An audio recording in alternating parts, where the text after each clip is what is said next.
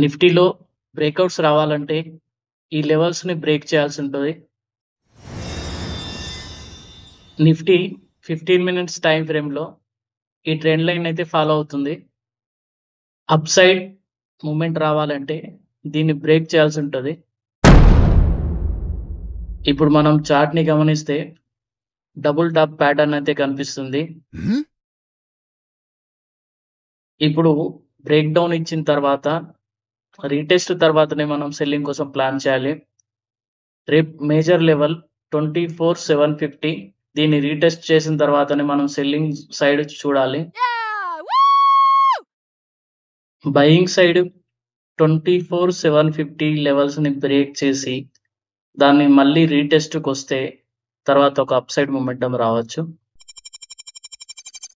Huge gap up or gap down తర్వాత కాస్త wait చేయడం మంచిది.